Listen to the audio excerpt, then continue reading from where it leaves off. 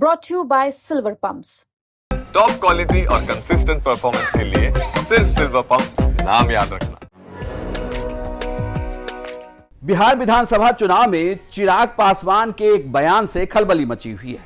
चिराग पासवान का बिहार की राजनीति में यह कहना कि उन्हें बिहार की राजनीति करनी है, केंद्र की नहीं। हालांकि ये बयान वो पहले से भी देते रहे हैं, लेकिन अब जब बिहार विधानसभा चुनाव नजदीक है तो ये बात उठने लगी है कि चिराग पासवान के इस बयान के क्या मायने हैं।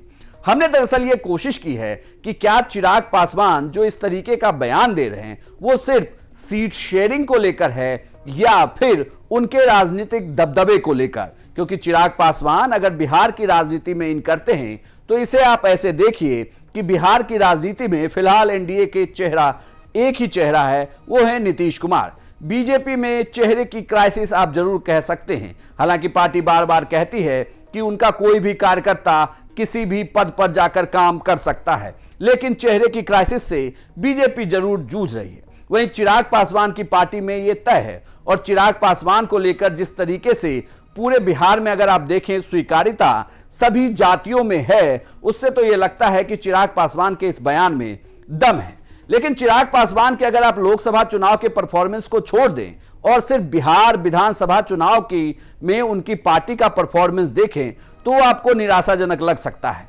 आपको लगेगा कि चिराग पासवान की पार्टी अलग अलग बिहार विधानसभा चुनाव हर बार लड़ी, लेकिन सीटें उस तरीके से उन्हें विधानसभा चुनाव में तो नहीं आई। इस बार हालांकि पिछले लोकसभा चुनाव के नतीजों से वो गदगद है। चिराग पासवान खुद केंद्र में मंत्री हैं, तो ऐसे में यह कहा जा रहा है कि चिराग पासवान सीटों के डिमांड को लेकर यह प्रेशर बना रहे हैं। हमने बिहार विधानसभा चुनाव में चिराग पासवान की पार्टी के परफॉर्मेंस को लेकर वरिष्ठ पत्रकार प्रियदर्शी रंजन से यह जानने की कोशिश की कि चिराग पासवान के इस बयान के पीछे सिर्फ लोकसभा चुनाव के गणित को ही देखा जाए या बिहार विधानसभा चुनाव में उनकी पार्टी के परफॉर्मेंस को भी एक नजर जरूर दे दी जाए। 2005 में जब पहली बार इस पार्टी ने विधानसभा चुनाव में हिस्सा लिया था, तब बहुत उम्मीदों के साथ लोक जनशक्ति पार्टी को जनता ने वोट किया था और बड़ी सफलता मिली थी, उम्मीदों के अनुरूप सफलता मिली थी, 29 सीटें।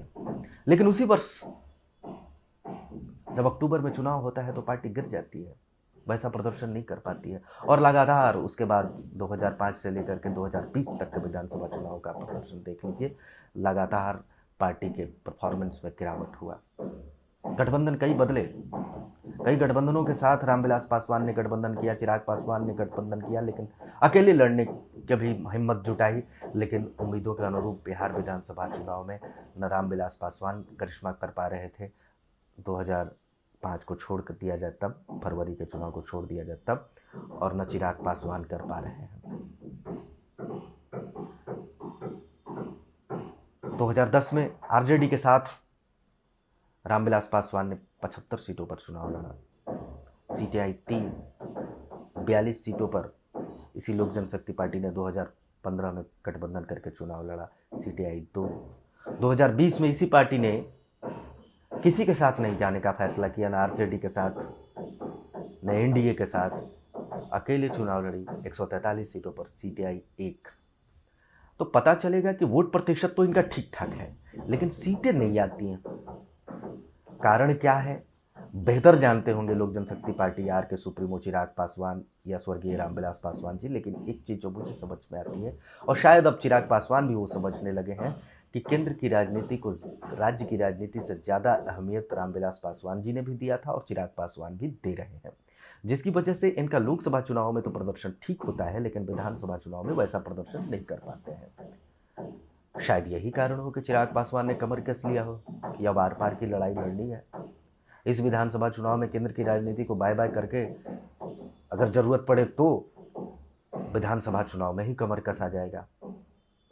इसीलिए वे कह रहे हैं कि वे मंत्री पद को भी छोड़ सकते हैं, उनके सिपा सलाहकार कह रहे हैं कि वे मंत्री पद को भी छोड़ सकते हैं और बिहार की राजनीति में कमर कस सकते हैं। 2020 विधानसभा चुनाव में चिराग पासवान की पार्टी ने 137 सीटों पर उम्मीदवार उतारे, लेकिन जीत हासिल हुई सिर्फ 1 सीट पर। लेकिन 27 से ज्यादा सीटों पर वो जेडीयू को नुकसान पहुंचा देती है, बल्कि कई सीटें तो ऐसी होती है जेडीयू की जिसमें चिराग पासवान के कैंडिडेट की वजह से ही जेडीयू की हार होती है।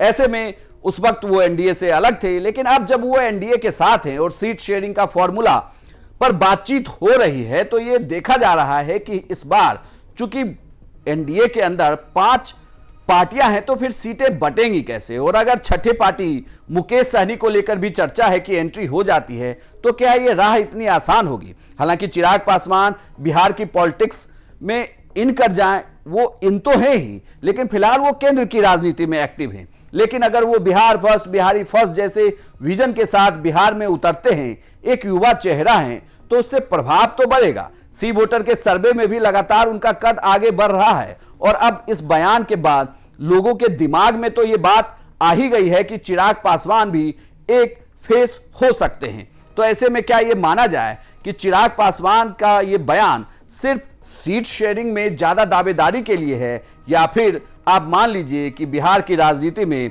दिल्ली से अब चिराग पासवान की बिहार में एंट्री होने वाली है। आपको क्या लगता है, आपकी क्या राय है, हमें कमेंट बॉक्स में लिखकर जरूर बताएं और बिहार की तमाम खबरों के लिए देखते रहिए सिर्फ बिहार तक।